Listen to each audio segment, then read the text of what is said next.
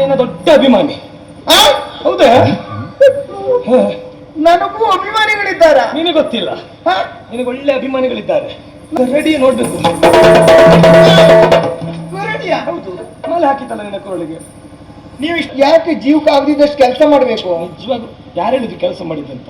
ಯಾರು ಹೇಳಿದ್ದು? ಅಲ್ವಾ? ಅಲ್ವೇ ಅಲ್ಲ. ಮತ್ತೆ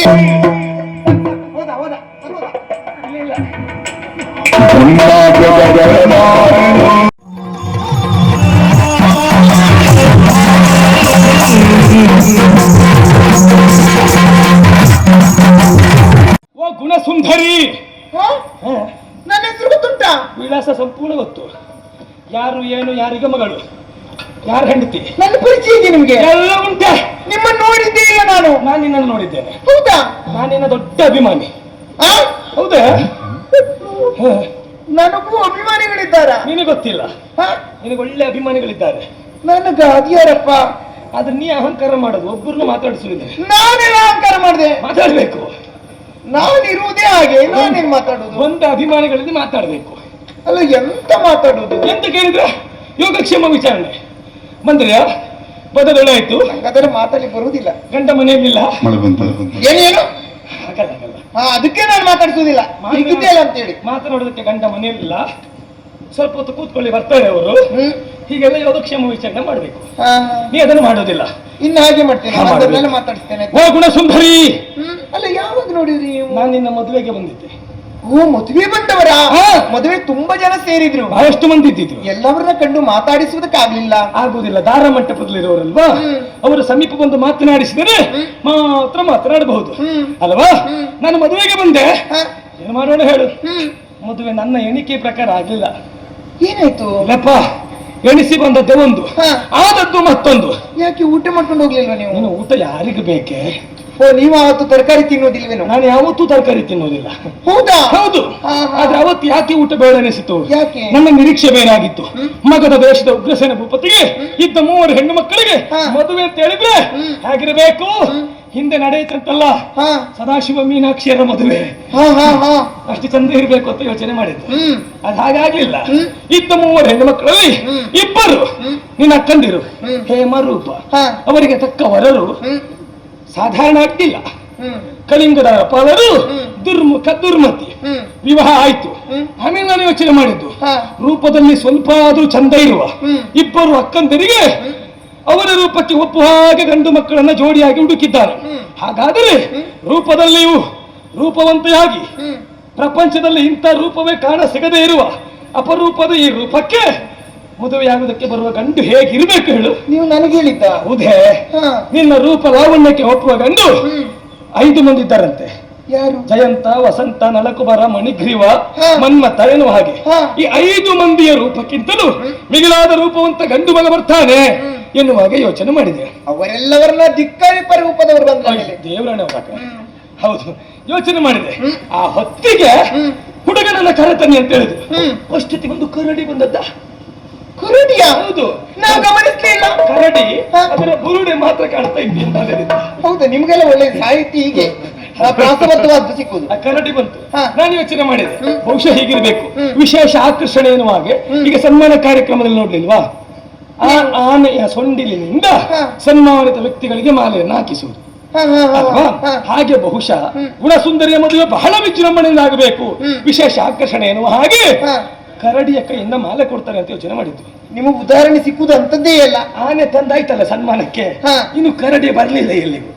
ಹಾಗಾಗಿ ಕರಡಿ ತರಿಸಿದಿರಬಹುದು. ಬರೇ ಇಂಥದ್ದೇ. ಏನು ಮಾಡ್ಲಿಕ್ಕೆ ಕಲಿತದ್ದು ಅಂತದ್ದೇ ಪೂರ್ತಿ.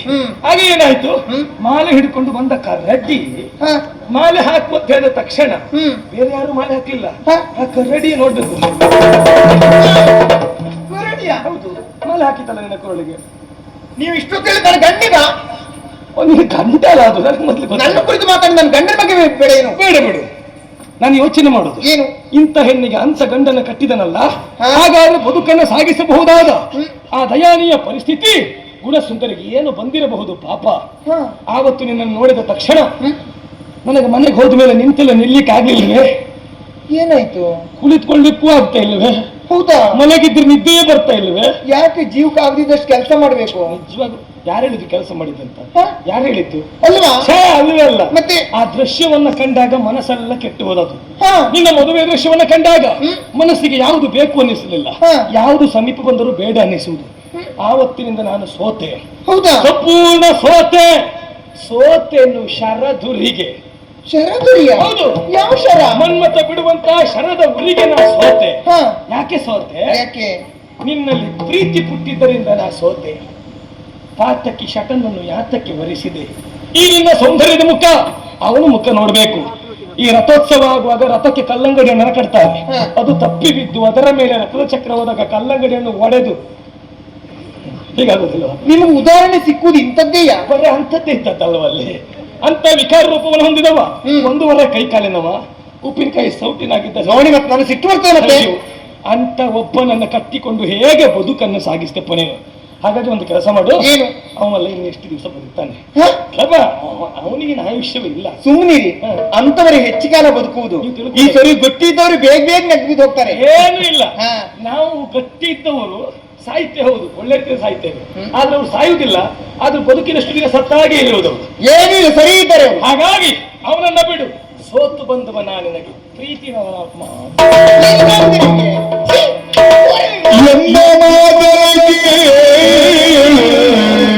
ಎಂದಳು ಗುಣವದೆ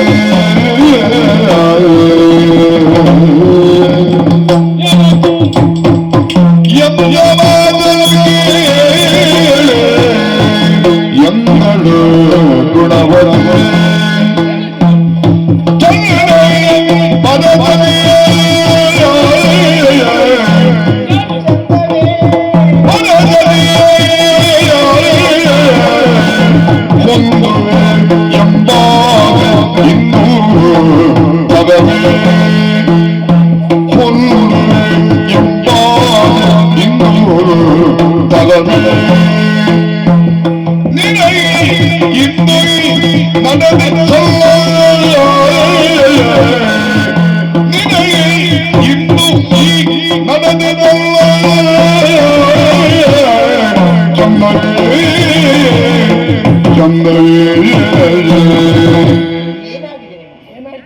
ನೋಡುವುದಕ್ಕೆ ಒಳ್ಳೆಯವರ ಹಾಗೆ ಕಾಣ್ತಾ ಇದ್ದೀರಿ. ಅನುಮಾನವೇ ಬೇಡ. ಕುಲೀನ ಮನತನದಲ್ಲಿ ಉದ್ಭವಿಸಿದವರ ಕಾಣ್ತಾ ಇದ್ದೀರಿ.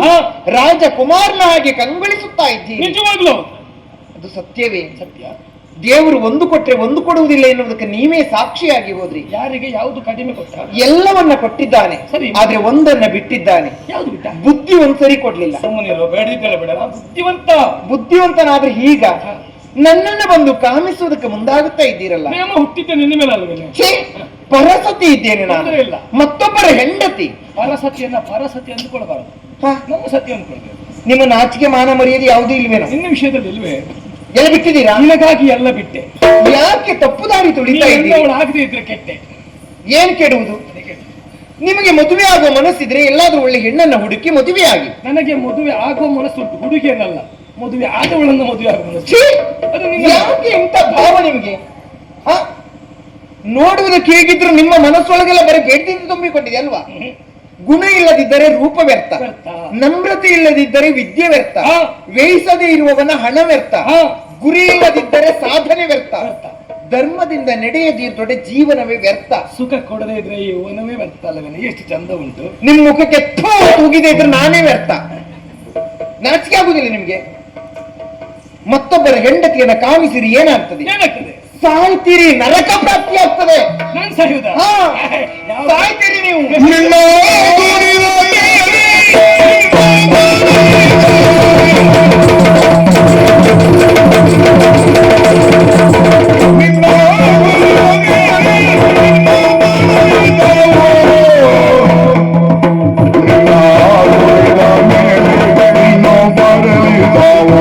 ಮುನ್ನ ಬೆದರಲಾರಿದ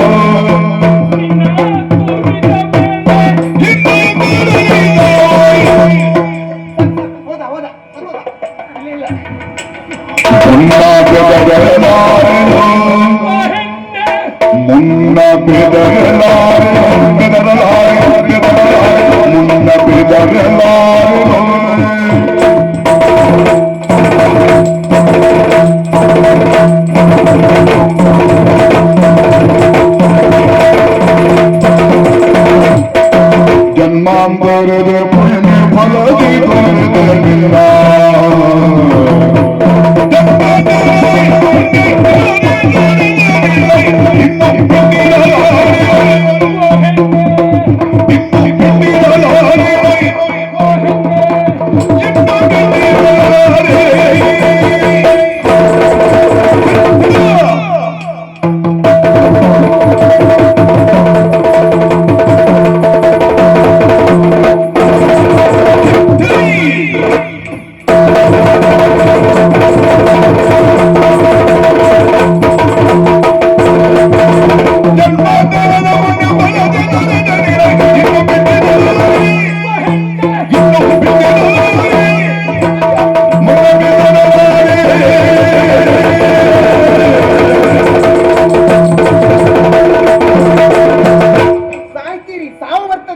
ನರಕ ಪ್ರಾಪ್ತಿ ಆಗ್ತದೆ. ನರಕದಲ್ಲಿ ಕ್ರಿಮಿ ಹಾಗೆ ವಿಲ ವಿಲ ವಿಲ ವಿಲ ಅಂತೂ ಒದ್ದಾಡ್ಬೇಕು ಅಷ್ಟೇ. ಆಮೇಲೆ ಇಷ್ಟ ಆಗುದು ಹೇಗೆ? ಸತ್ತ ಮೇಲೆ. ಸತ್ತ ಮೇಲೆ ಹಾ, ನಿನ್ನ ಕೂಡಿದ ಮೇಲೆ ಇನ್ನು ಎಂತ ಇದೆ? ಹೇಳಿಕ್ಕಾಗುದಿಲ್ಲ, ಹಾಡಲ್ಲಿ ಹೇಳಿಕ್ ಹೋಗ್ಬಿಡಿ. ಇನ್ನು ಬರಲಿ ಸಾವು ನಿನ್ನ ಬಿಟ್ಟಿರಲಾರಿ ಬರಲಿ.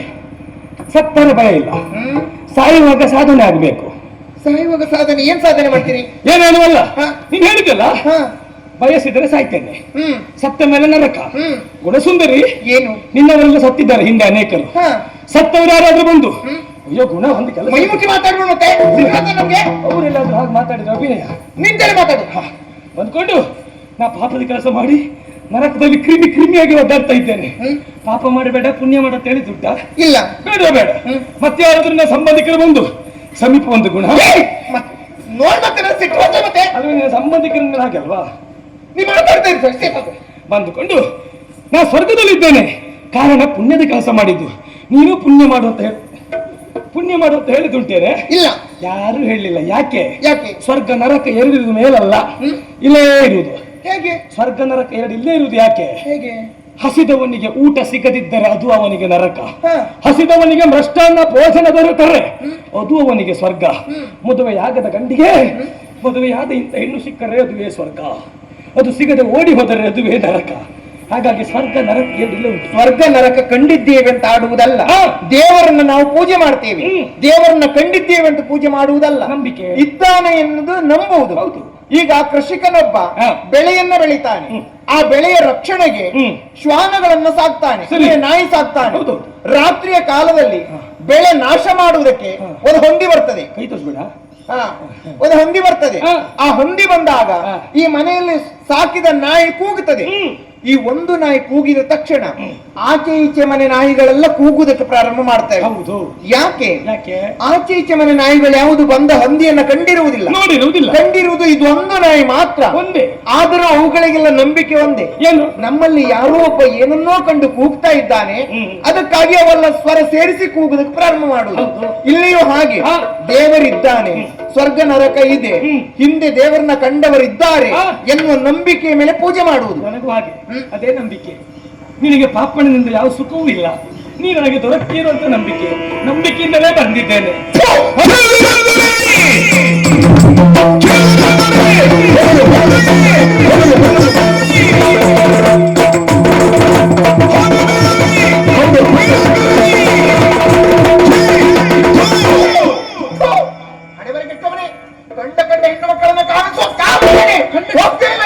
ಕಂಡ ಹೆಣ್ಣು ಮಕ್ಕಳು ಬೇಡ, ಗಂಡ ಪಾಪಣ್ಣನಾದ ಹೆಣ್ಣು ಬೇಕು.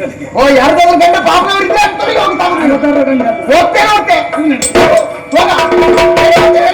ನಿನ್ನ ಕೊಡಿದ ಮೇಲೆ ಇನ್ನೂ ಬರಲಿದ್ದಾವ ನಿನ್ನ ಬಿಟ್ಟಿರಲಾರೆ